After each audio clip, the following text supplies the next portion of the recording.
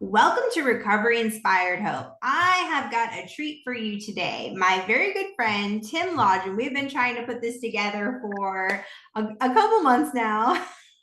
Yes, we have. Yes, we have. So Tim and I met. I was blessed to hear his amazing story at an overdose rally, right? We were in an overdose rally. Yeah. Yeah. Well, North Mhm. Carolina. Yes, in North Carolina.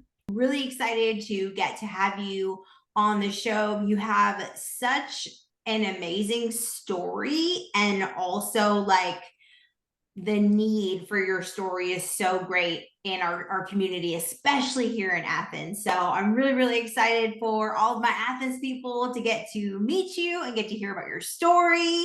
Do you want to tell us just like a little bit about yourself? Yeah, I'm born and raised in Baltimore, Maryland. I lived here pretty much my whole life, except for when I was in the Marine Corps, 18, 19, 20 years old. Then I came right back home to my mom's house here in Baltimore. I've been a carpenter for about 25 years, on and off, working for several different companies. I've actually, since coming out of the Marine Corps, I've had 46 jobs. And that's all due to my alcoholism, drug addiction, and mental illness and not treating it properly. But it's always been kind of in the same field of carpentry or construction or some, but it's been with that many different companies just because I couldn't hold a job.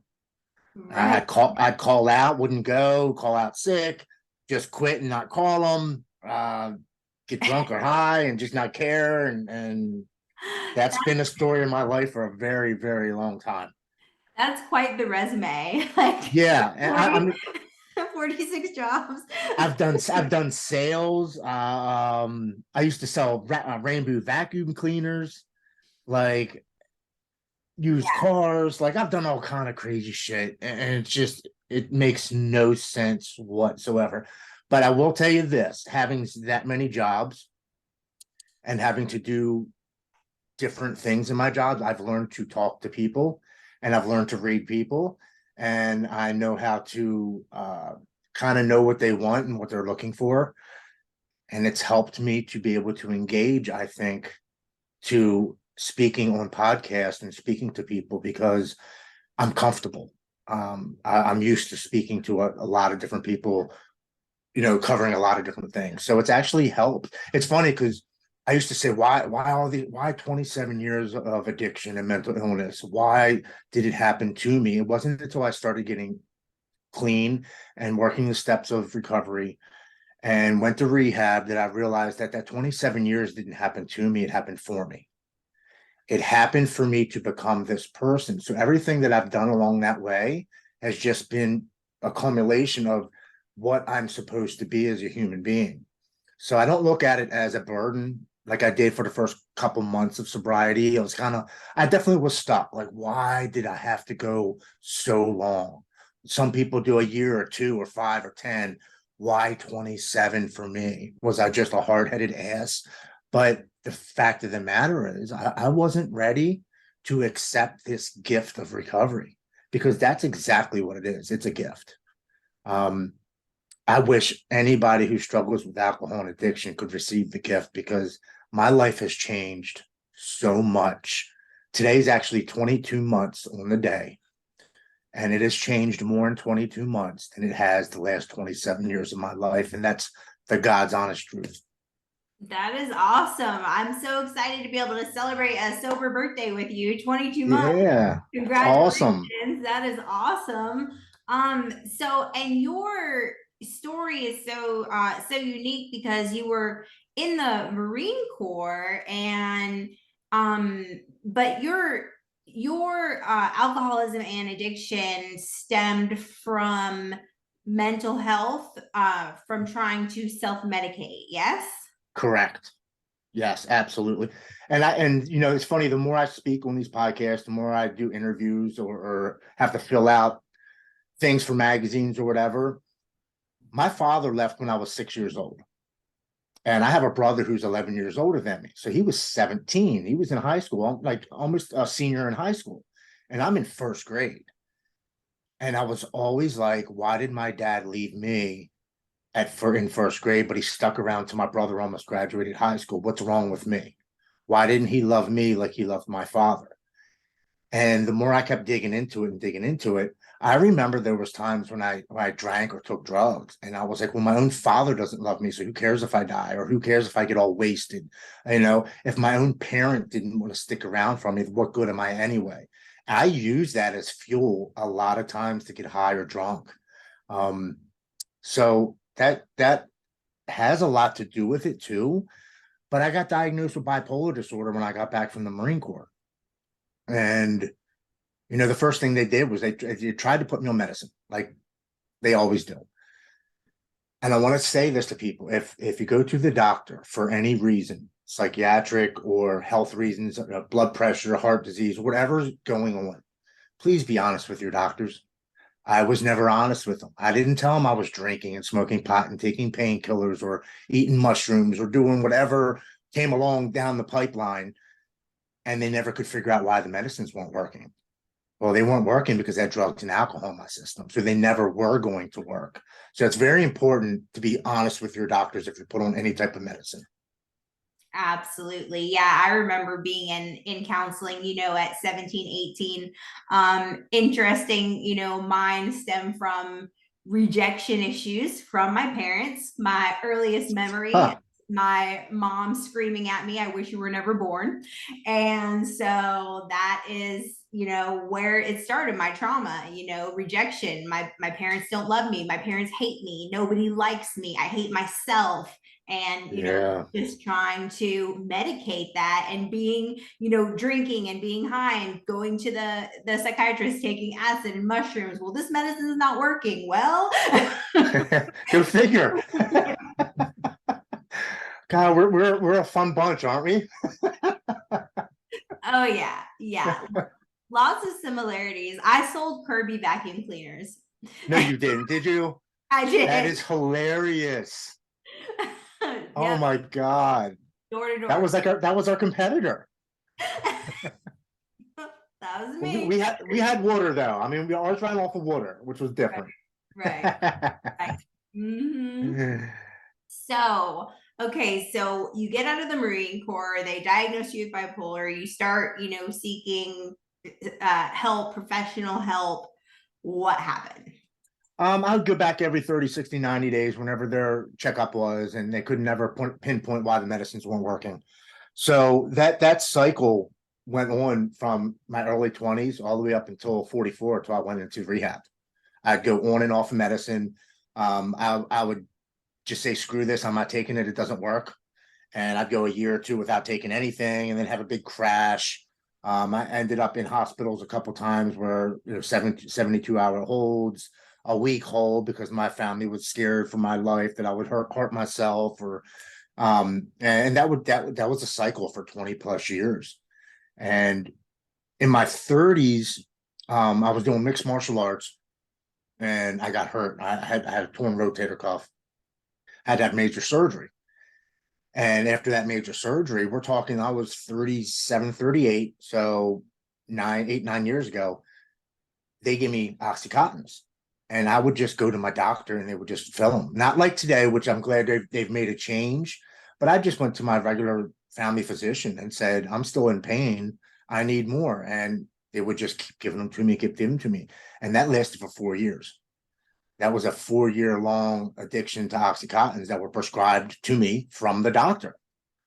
Now, And I was, were you like running out and like buying them off the street, or were you legit like just taking them? no, I would take twice as many as I'm supposed to. I'm running out 2 weeks into my prescription and having to call my buddies and saying, hey, can you hook me up for 10 to 12 days until my prescription got filled? I'll give you some back, when I get my prescription. And that cycle just kept going, because then now I'm 10 out of my 30 or 60, whatever my prescription was.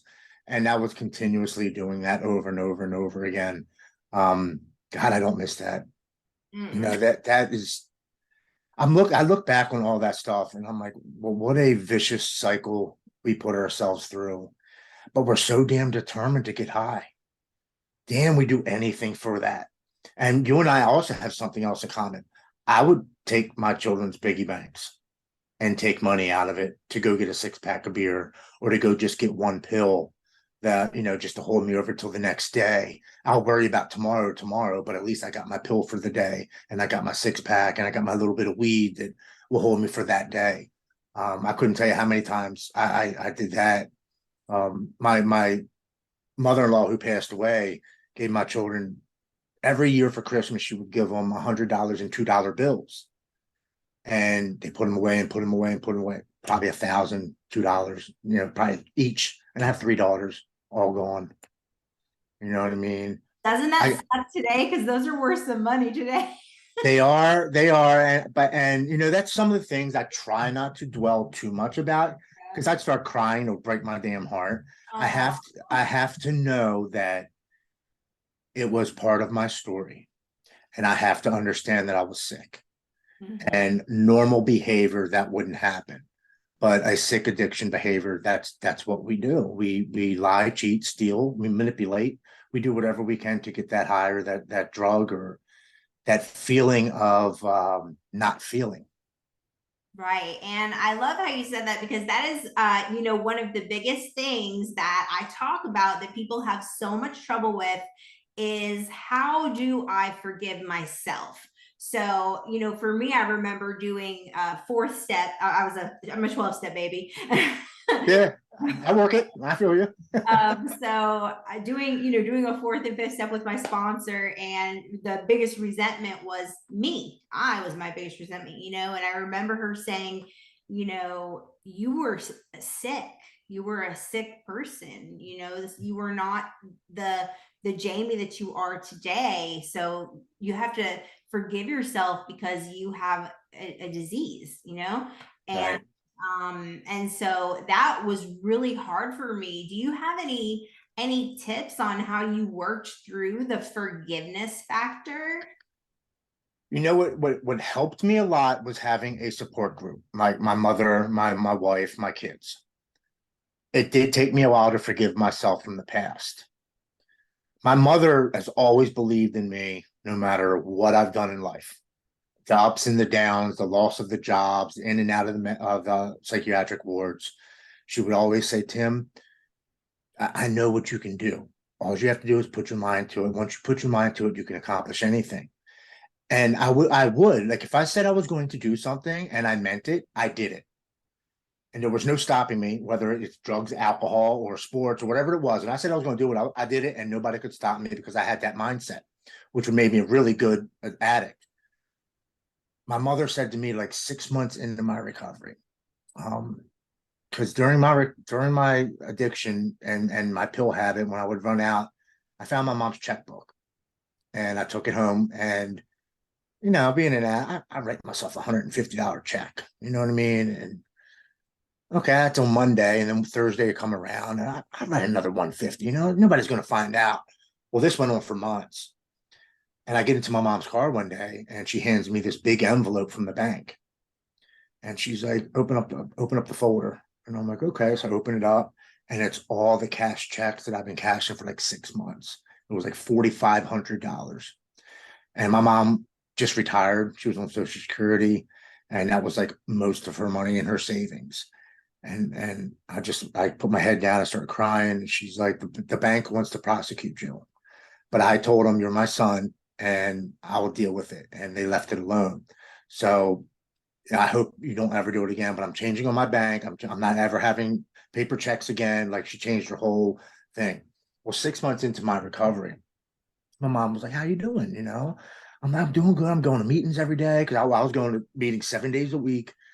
And she's like, "Have you forgiven yourself?" And I was like, "Mom, I've gone through so much. I don't know. I don't know if I can." She goes, "Well, son, I forgive you." She goes, "And if I can forgive you, you need to learn to forgive yourself." She said, "You were sick. You have to understand that. And every day that you work towards your recovery and your sobriety is another day away from that sickness." She says, "And I know you can do it. But I forgive you for everything that you've done, because I love you and I've always believed in you." And that was like a start of me starting to be like, okay, what's happened in the past has happened in the past. I can't move forward if I'm looking in the rearview mirror. That's why the windshield's so big and that little mirror is so small, because what's behind us is behind us, and we've got to let it go. And that is also part of healing. if we keep holding on to everything that we've done, how are we ever going to grow? And my wife forgave me, and I put that woman through a lot of hell. She should have left me 10 times over for a lot of things that I've done. And I asked her around that same time that my mom talked. I said, why didn't you leave me? She said, because I love you. And I believed in you when you didn't believe in yourself. And I knew you could always be the man that I once married. And she said, I forgive you. And I was like, okay. I said, well, if everybody else is forgiving me, I need to learn to forgive myself. And that was a really good stepping point for me. Yeah, that is amazing. Like you're so lucky to have that, your mom and your wife to be like so loving and like showing you that kind of grace, because I know for like a lot of people, family sometimes can take the longest to get back. I know for me, like it was about 5 years before my mom was like, Wow. okay, 5 years. Yeah, it was a long time. A lot of tears cried, a lot of praying on the altar. And but yeah, I remember one time she busted me. My great grandmother had just passed away. And I took one of her checks and wrote it out for $900 and cashed it. My mom wanted to kill me. She was so mad at me, for doing that. So yeah, I get it. I get it. She's like, the bank just called and told me that you did. And I was like, I did not. I don't know what you're talking about. Oh, we deny that shit to the end. To the end. Yeah. Even when they have it in their hand. Here's the proof. No, it wasn't me. It still wasn't me. Wasn't me. Did they have you on video? Nope. I don't know. Yeah. So okay. Getting into like your early recovery, what was some of the most challenging things, say, the first like 6 months? The most challenging, I think, was to forgive myself for the past. To be honest with you, that day that my friend Brandon called me, and got me on that plane and got me into Banyan Treatment Centers down West Palm Beach, Florida. I had slept in my truck for 2 days. My wife kicked me out. I was sleeping in my truck, drinking and passing out, drinking and passing out. And I come home and my mind's racing. I'm like, oh my God, I got to go to rehab. Is it 30, 60, 90 days? A 6-month program? He didn't tell me. He just told me to get on the plane and go down to Florida. I got to go to Florida. Holy shit. Like, what am I getting into? And my mind's racing. I'm having a panic attack. And my addiction steps in and says, we don't have to do this. You don't have to get on that plane. Just come with me and we can end the pain now. And I walk to the basement of my home and I put a rope around my neck and I stand up on a bucket. And I'm hysterically crying and I'm about to step off. And my wife realizes I'm not in the bedroom. She's like looking for me. She comes down to the basement and she sees me standing on a bucket crying with a rope around my neck. She's like, what are you doing? I'm like, I can't go. I can't do it. I just want the pain to stop and I don't know how. And she says, do you know what this will do to your little girls? Please get down and get on that plane and everything will be okay. So I listen, I get down, I call my friend Brandon. I'm like, hey buddy, I'm going tonight. I'm getting on that plane. And all he says is, I'm proud of you. I love you. Call me when you pass security because I want to make sure you're not getting like in a cab and leaving the airport after you get dropped off. I'm like, okay, okay, okay. So I get to the airport and I call him. I say, hey man, I got 30 minutes left. I'm going. And all he says is, I'm proud of you. I love you. You're about to get back everything that you've ever lost times 10. And he hangs up the phone. When I go to sit down at the chair at the airport, as I sit down in this chair waiting for them to call me to board the plane, I get this overwhelming feeling of hope that comes over my entire body. It was the same warm blanket feeling that drugs and alcohol used to give me, except this time it was a calming feeling. And all my fear and worry and doubt and anxiety and panic all leave my body. And I hear this woman's voice in my head that I've never heard before or since. And she simply says, everything is going to be okay. Something happened to me in that airport It was too powerful for me not to acknowledge. And it was like something switched in my head. And I said, okay, we're doing this. We're going to rehab.